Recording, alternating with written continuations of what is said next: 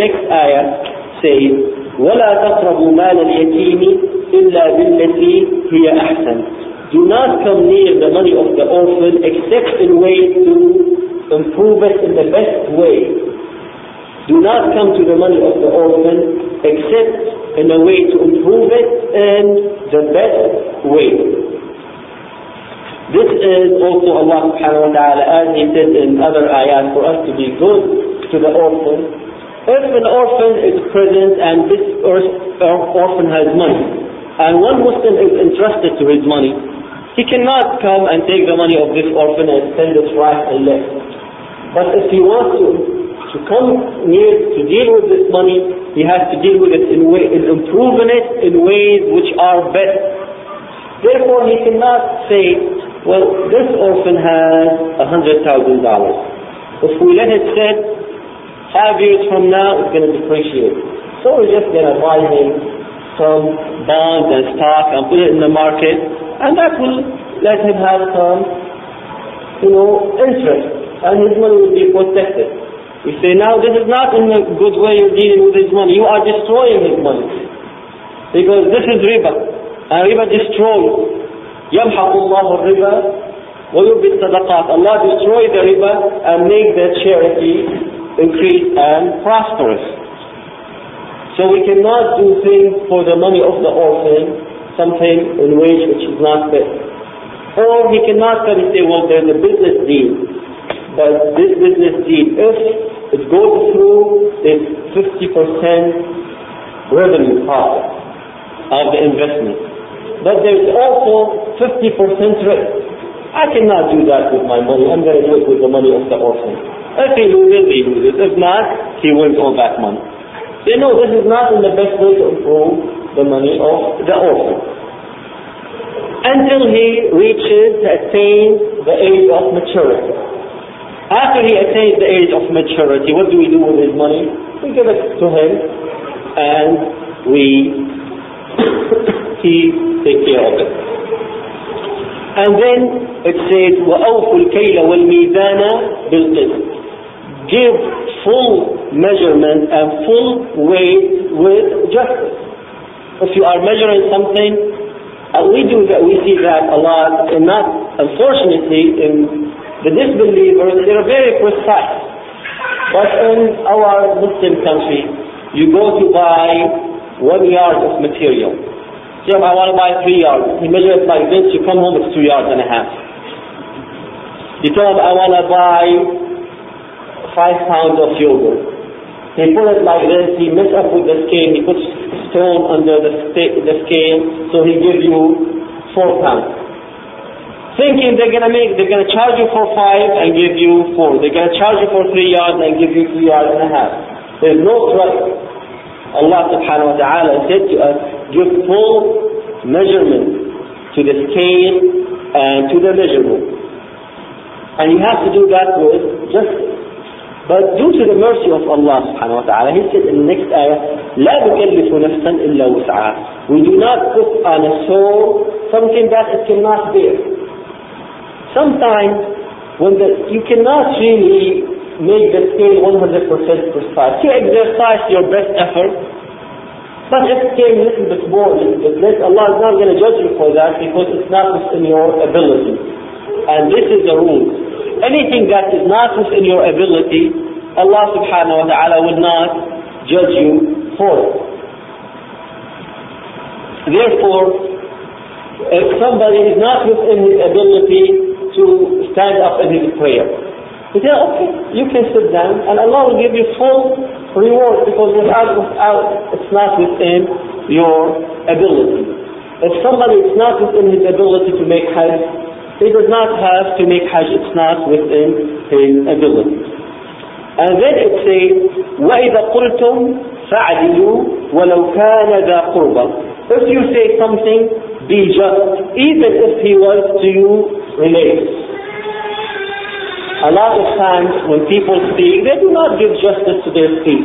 They add a little bit, they chop it a little bit, they add on its spices, they make it appear different than what it appears. Allah subhanahu wa ta'ala said, if you say the truth. And you have to remember how Allah subhanahu wa ta'ala said, وَمَا يَلْفِظُ مِنْ قَوْلٍ إِلَّا لَدَيْهِ رَقِيبٌ عَتِيدٌ. Everything you say, there is a watcher over you, capable watcher, who is knowing what you're saying. So we have, when we say something, we have to say it with justice, even if this person is related to us. Because sometimes when a person is related to us, out of our relation to him, we might a little bit go towards him and change the story a little bit in his favor. That is not the practice of people. Allah subhanahu wa ta'ala in those ayat says, do not do that.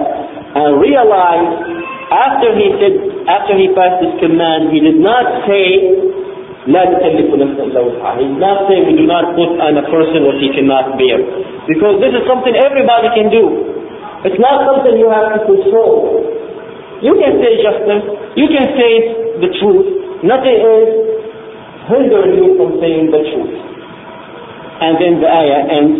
This is what Allah is advising you that you may remember.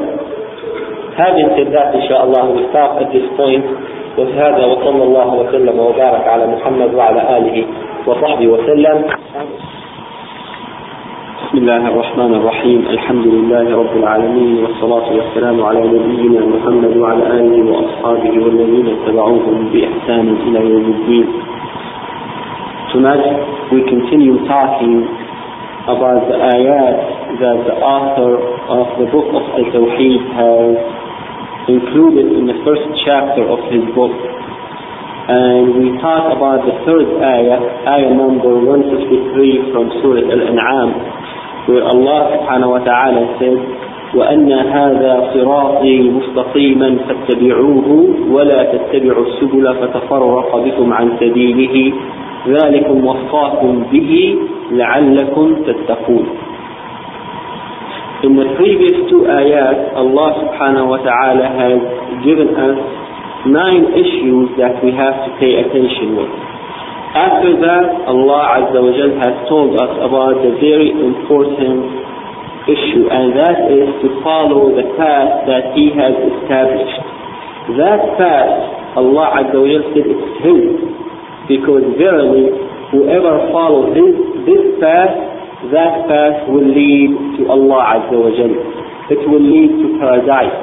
It will lead to the pleasure of Allah Azza wa Jal.